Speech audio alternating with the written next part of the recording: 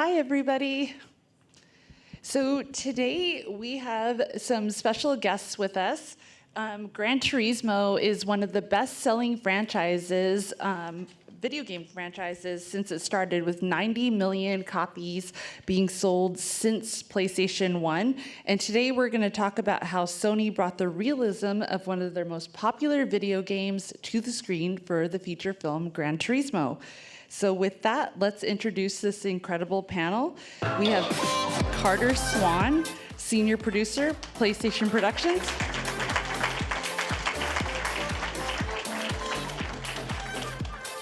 And Jacques Jouffret, ASC, Director of Photography.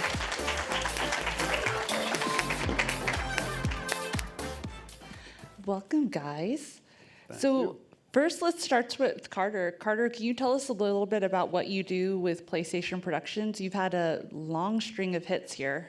Yeah, so we 5 years ago, Asad Kizilbash and I started PlayStation Productions, and the goal was to take our video game franchises and develop them into cool linear content, right? So movies, shows, animated series, anything we just think is really inspiring or a cool version of it.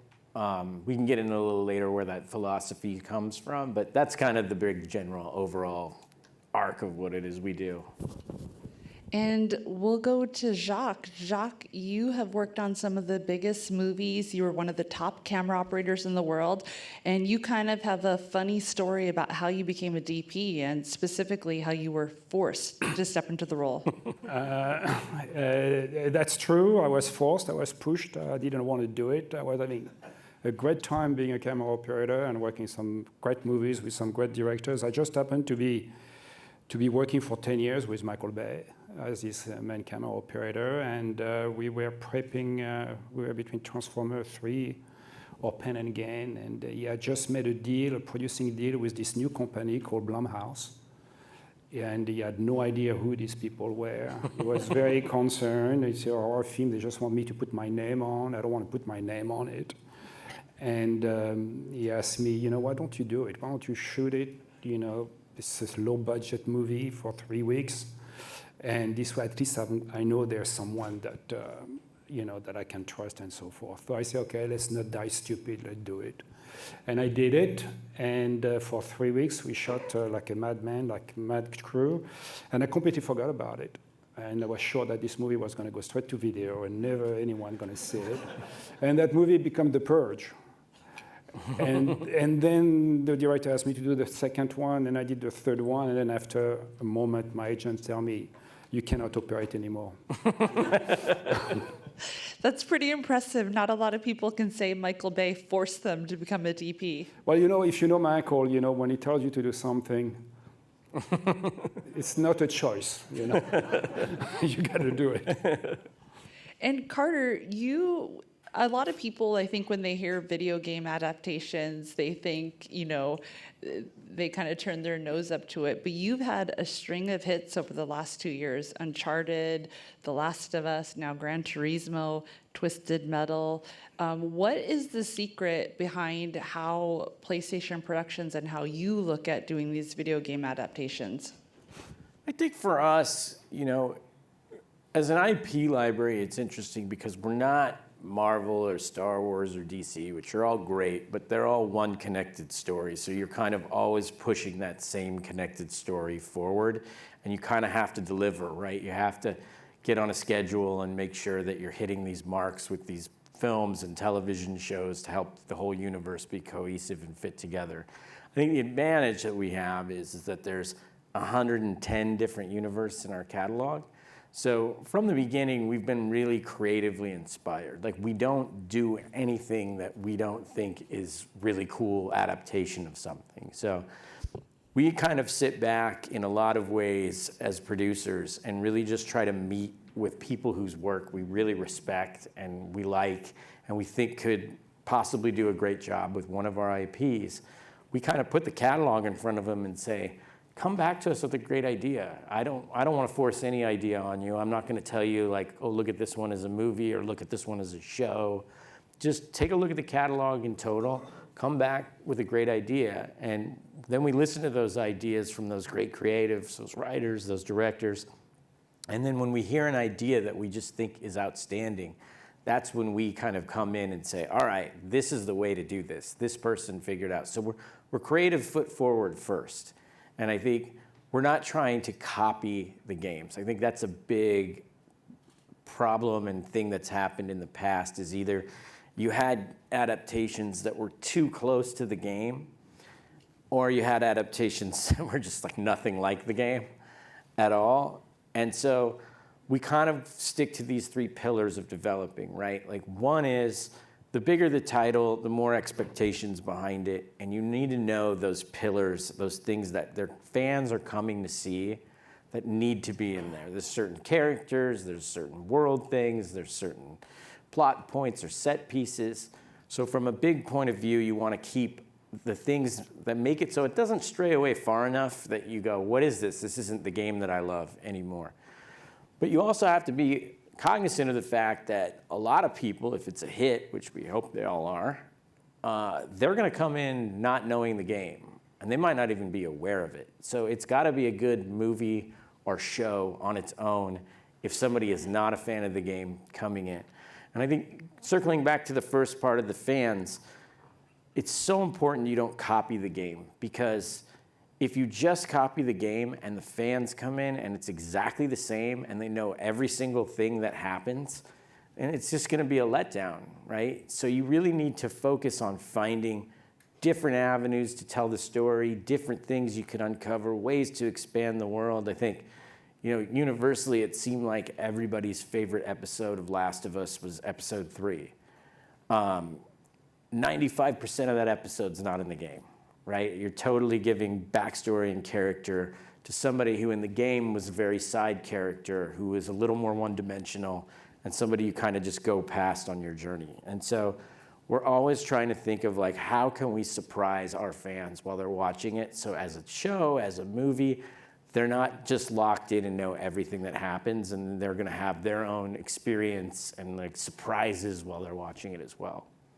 So let's go back to Gran Turismo then, because this project was, I think, 10 years in development, and you actually worked on it. 13. 13. Yeah. So why was this rendition, what was it about this that was the right one to move forward with? Because this one was a true story. So the first 7 years of its existence, we were trying to fictionalize a person going through the Gran Turismo Academy and ultimately having success in the real racing world. When we started this, Jan Mardenborough hadn't even gone through the GT Academy yet. He was still at home on his console playing this game.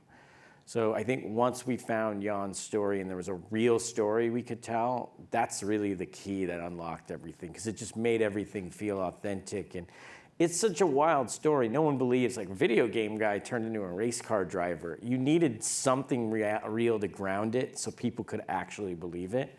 And again, he just had a perfect story with perfect ups, downs, highs, lows, all of it, an interesting backstory. So his story really unlocked everything for us, and was, once we found that, that was what got the ball rolling to the eventual version that we'll be releasing August 25th in theaters near you.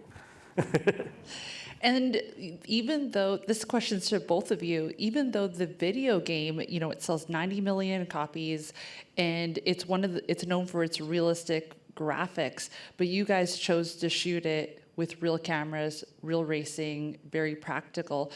And Jacques, we've talked about that, about why that was like so important. Why was it so important to shoot this with real cameras and not go, and only use VFX? I think, the main driving force was the director, Neil Blomkamp, and I think my first discussion with him about the project, that was his intent. His intention, he wanted to shoot it real, nothing fake. He wanted to put the actors in the car, no green screen, no blue screen, going at full speed, 200, 150, 200 miles an hour on the track, and that basically gave us, let's do it. And that's what interested me to do the project, to tell you the truth. Now, It makes perfect sense because you're looking at Gran Turismo as the game, and the marching order of that game is to make it look as real, and the tracks to feel exactly the way you would feel if you were in an actual car. So that's one. The second, it's a true story. So those two things, you know, the church of going full, making a sense of reality, tell us, okay, this is the way we should go about it. And once you have put this in order, then everything falls into place. And the style of shooting, the very much docu style, cinema verite style that we decided to go with, the multiple cameras, was very much in the sense, you know, I want to make it look real, and yet, with some caveat. I mean, everybody can turn the TV, watch ESPN, and turn on the channel and see a race car going around the track.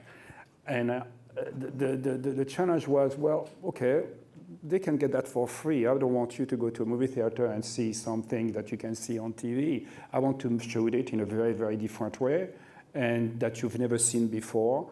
And more importantly, what I felt looking at this is that the one thing that TV doesn't really give you a sense of is how difficult, how brutal those cars are, how violent, and how much, you know, once you are in a car, the person driving it is an actual athlete. You need to be in top shape to be able to control those cars. And that was very much, you know, the reason why I say to Neil, yes, I want to shoot this movie. I think with that, we should roll the trailer. So By the way, that's the happiest Neil ever looked on set. I want to get like a cardboard cutout of that, mail it to him. He's so cheery there. That's not how I remember him. No. Yeah. Me neither. That's VFX to show the smile. I think we could roll the first trailer.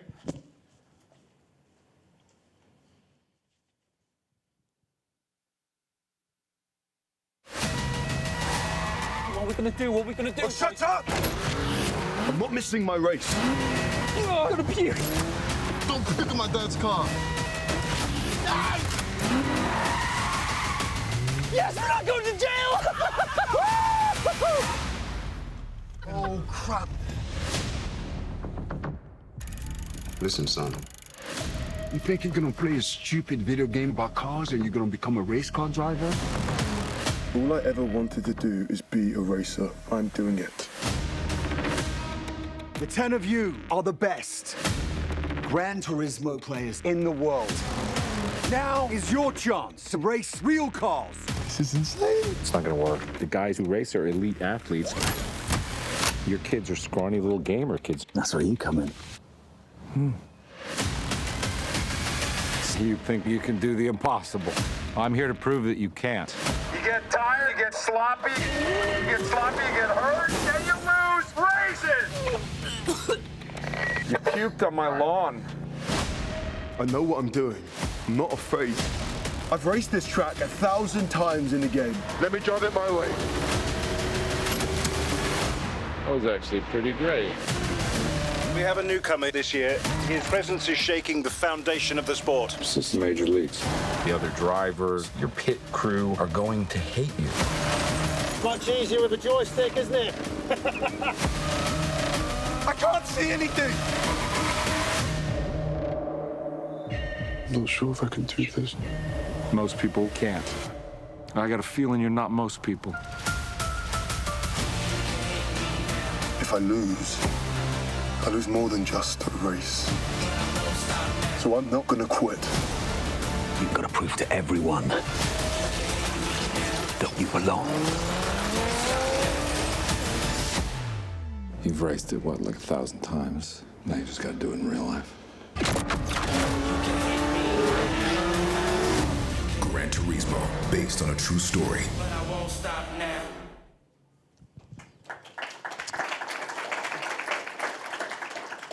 It looks great, and we'll show you some of the real racing a little bit later. But Carter, why was this the right choice and the right approach to shoot it with real racing as opposed to going the VFX route for this movie?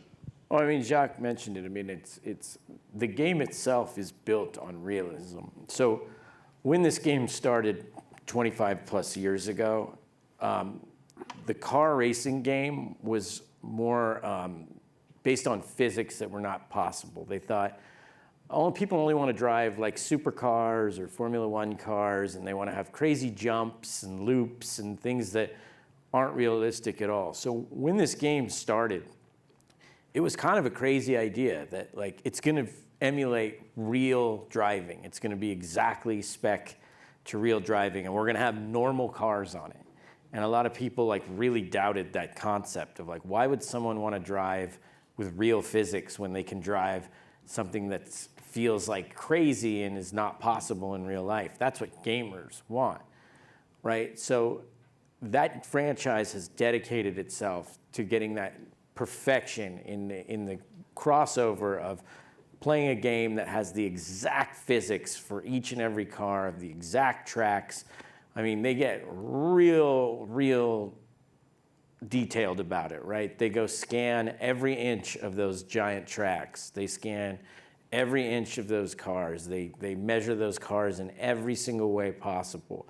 So it just seemed like a natural fit, right? When you do the movie, like, let's do it as real as possible, just like the game does. So it's kind of an easy thought. And I think we wanted to just take the race car movie and make it cool again, take it to another level where, I mean, I think we were all big fans of a lot of the racing movies in the 60s where they kind of did it for real and they didn't have the effects to lean on. I think we've seen a lot of effects-heavy driving stuff and racing recently, and so we thought doing it real would make it feel different, and using the technology and tools we had today, doing it in a realistic fashion would help us kind of take the movie to a new level and make it really feel fresh and different than anything else out there.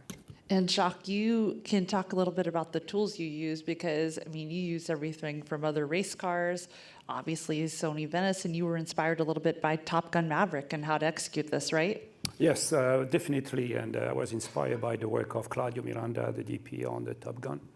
And I knew that this was going to be a multi-camera show, so I needed a lot of cameras, and I used the Sony Venice 2, the Rialto. I knew from the get-go this is the one that I wanted to use for many reasons. The first reason was the form factor, the fact that those cars, the cockpit is extremely small. The space is very cramped. And so that was the one way for me to be able to put at least 3 cameras inside the cockpit to make sure that I would get all the performance from the actor. 3 cameras, why? Very much, you know, there was always one camera that was neutral, dead on to the driver, which for us was what we call the Gran Turismo angle, because this is very much from the game. And then we had one camera on either side, left and right. And the one thing that was extremely important to Neil was that the audience always knows what's going on the track. I think you could easily, when you watch a movie, okay, you see those cars going around the track, you wonder who's who, what, who's the second, who is in fourth position. And Neil really wanted for the audience to know exactly what is going on at every moment on the track, because all the races have a very specific story to tell from Jan's perspective. And we really wanted to make those beats count. So you always know, depending if you start on a camera inside the cockpit and we cut to one that is on the outside, we go back into the car on the proper side.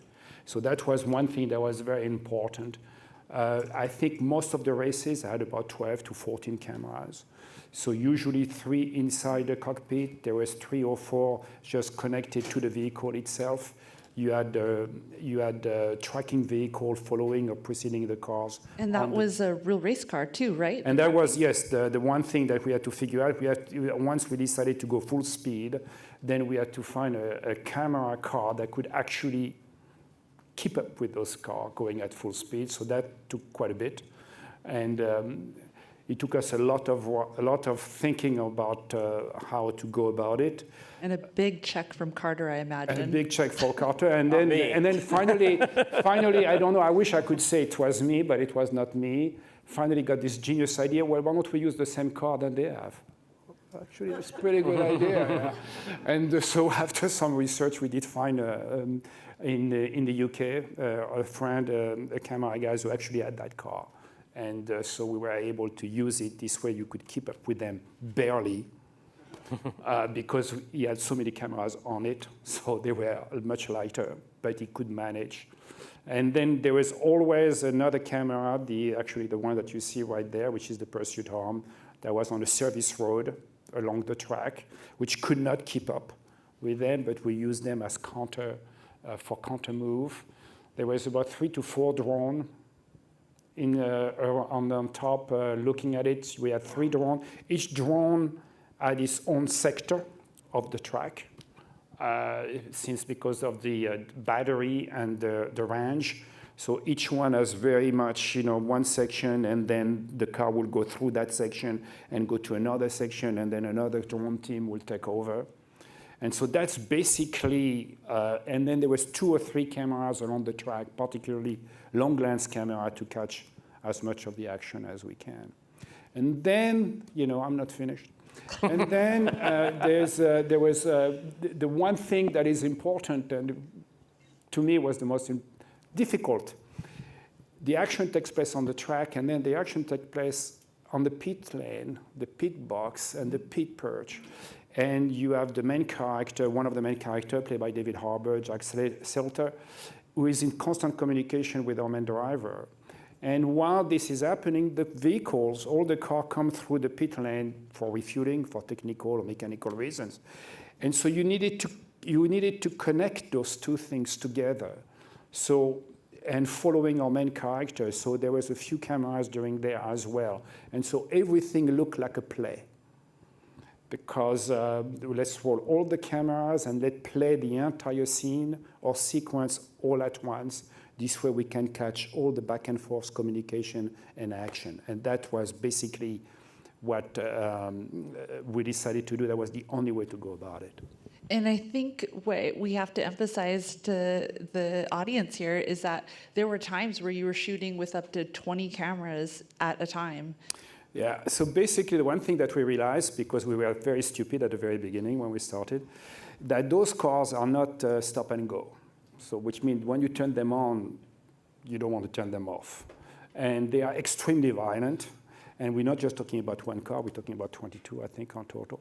So that means when you stop then, it's not okay, let's go, oh, we missed that take, cut, go back to 1.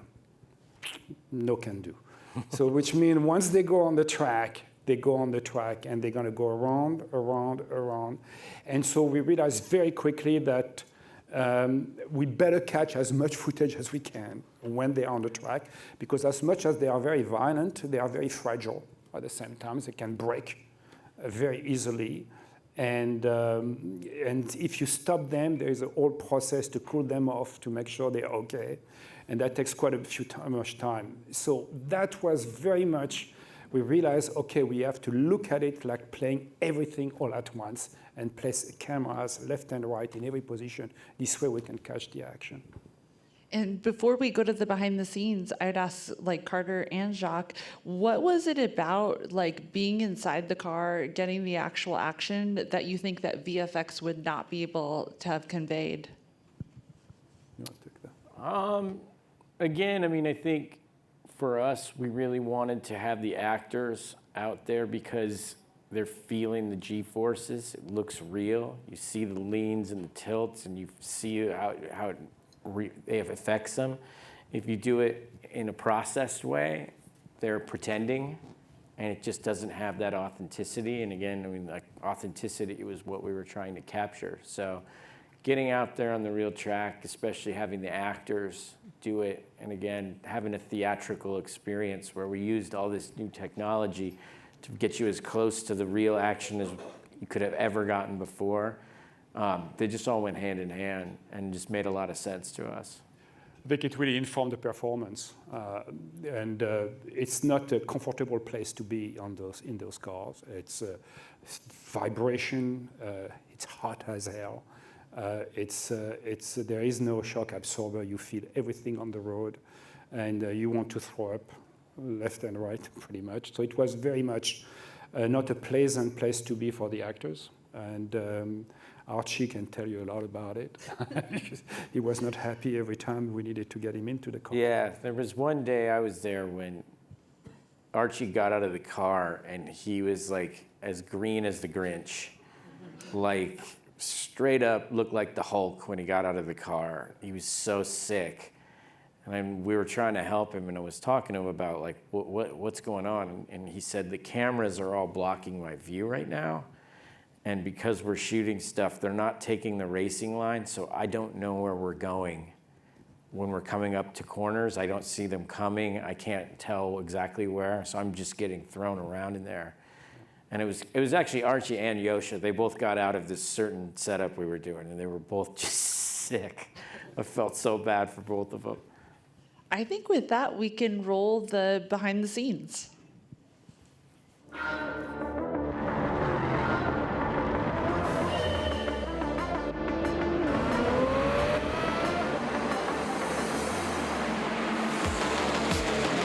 Gran Turismo is the true story of Jan Martinborough, who went from the digital world of racing into the real-life world of racing and was successful. It's a wish fulfillment story, full of speed, intensity, and drama. When Neil decided that his approach was going to be to shoot on the real racetracks with real cars driving at speed, the problem that we had to solve was how are we going to capture that in camera? Very clearly, the vision from Neil was he wanted this movie, Gran Turismo, to be very real.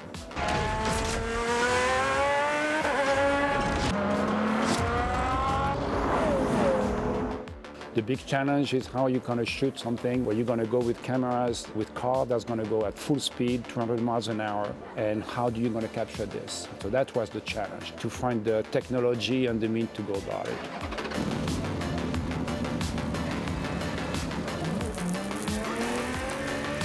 It literally is not possible to put cinematic level 6K, 8K sensor into the LMP2 race car's cockpit unless we had the Rialto. So it was genuinely essential.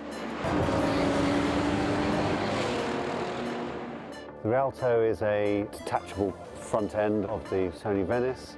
Fiber optic cable goes to the brains, so you have the sensor up the front, and it makes it a very small unit, so you can put it in tiny places, which is ideal for cars.